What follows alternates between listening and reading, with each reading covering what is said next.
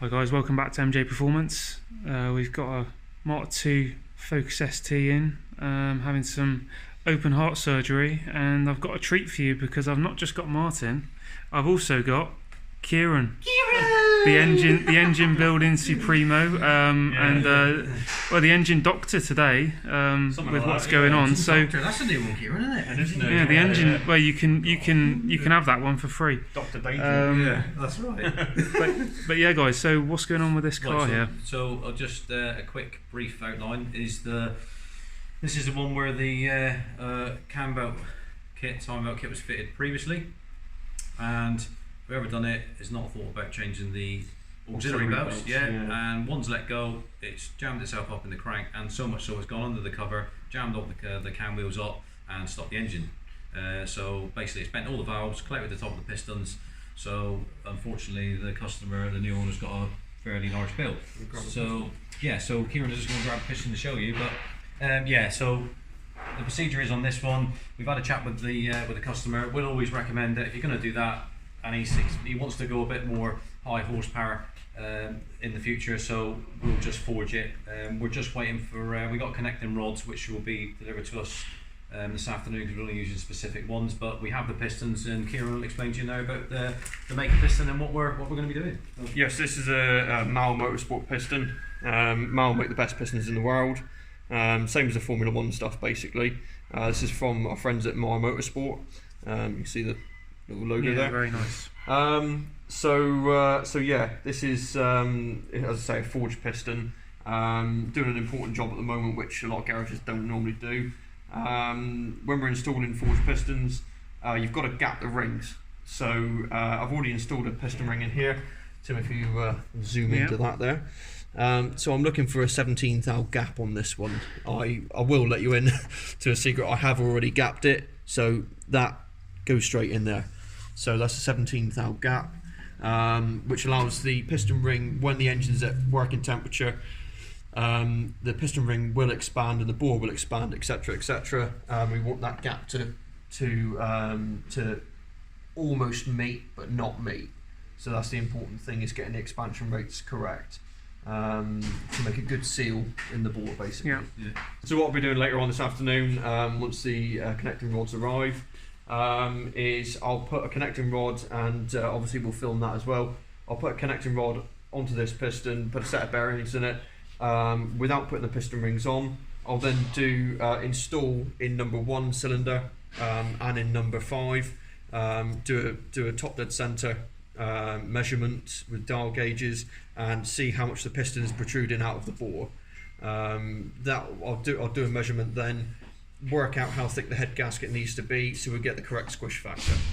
And also, Kieran, we're going to be doing our own block model on this, aren't we? Yeah, I've already measured. We need a 30 thou shim in between the bores, which will stop the bores expanding when it's under load, when it's under boost, and it just fills up between the bores, stops them flexing at the top of the bore there. I will shim further than that. 30 thou is a guesstimate. I don't want too much pressure on the top of the bore, because when the aluminium block expands, the bores will push together and they'll come out of line. So it's, again, that's a fine measurement that needs to be done. And I mean, this is all the sort of, I mean, as you know, guys, Kieran's our resident race engine builder. Yeah. So all the, even though this is not a full-on race engine build, but Kieran will always use the same philosophy, whatever he's doing with regards to a build.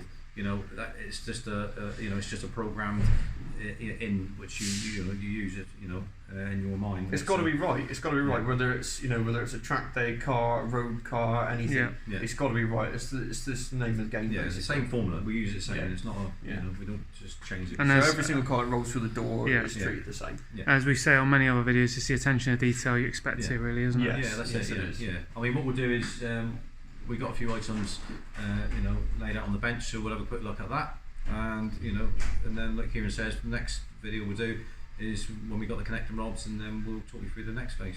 Yeah, fantastic. Okay, guys. So next shot you see will be all the pots on the bench, and we'll go through those with you. Guys, very, very important attention to detail again. Kieran's matched his energy drink to the colour of the car, which I mean I think is fantastic, isn't it, Kieran? Yeah, I can't work without my octane booster. No, yeah, that's right. Yeah. Alright guys, so we're back again with Kieran and Martin. Got all the engine parts on the bench here. Kieran, yeah, do you want to explain a little bit about what we've got in front of us? It's a bench. Yeah, brilliant. Now on the bench is so it's the Mal Motorsport pistons. Obviously, keep everything in order.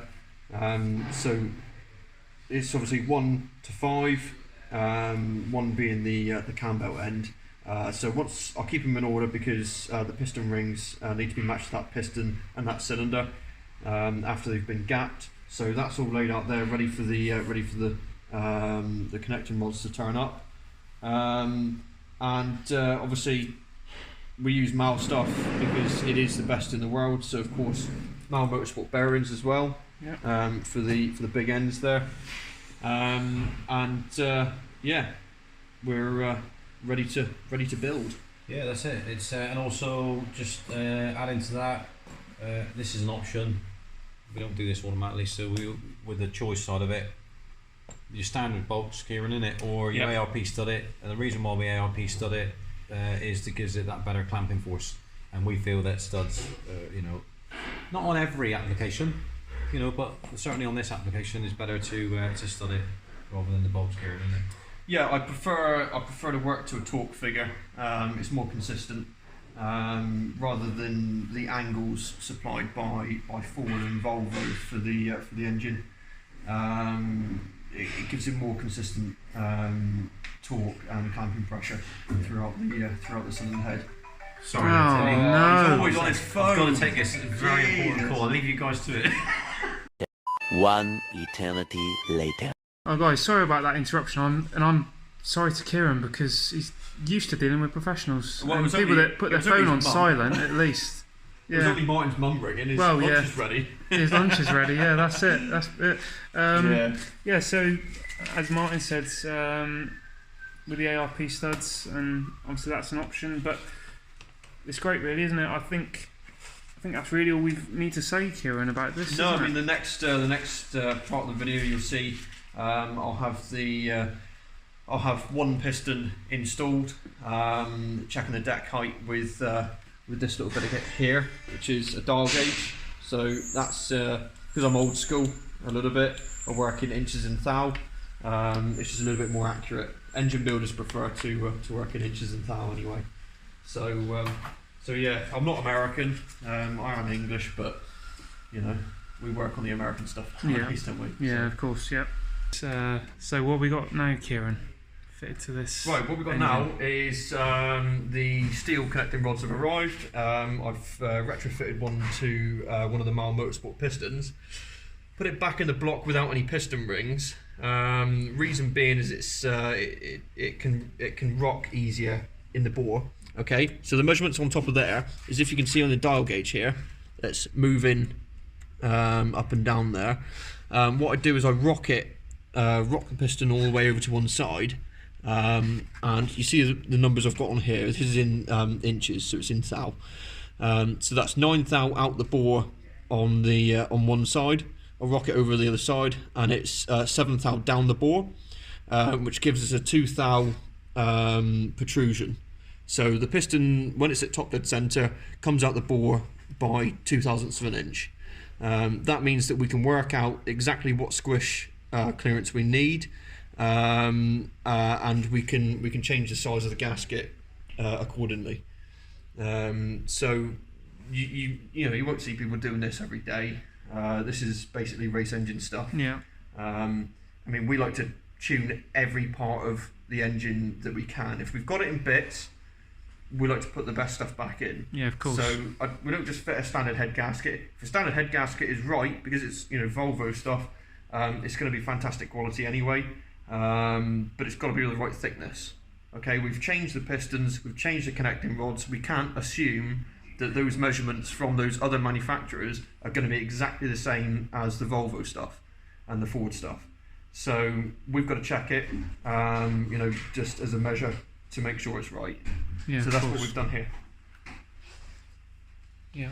So now I've done that, I can pull that piston back out. I'll probably take it off the rod again, clean everything again, and Martin can work out which gasket we're going to use.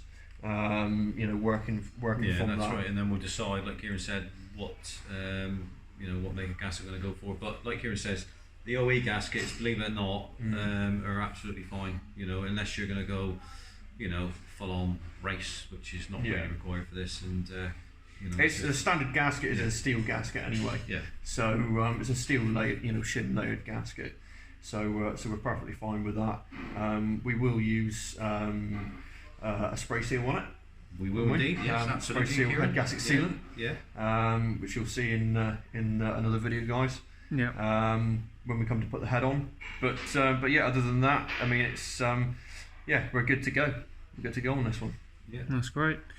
Well, we'll be showing you more videos on this one as the open heart surgery continues by Kieran and the block mods and all the other bits. But if you like what you see, guys, like, comment, subscribe, hit the bell button so you're notified on all our new videos, and we'll see you on the next one.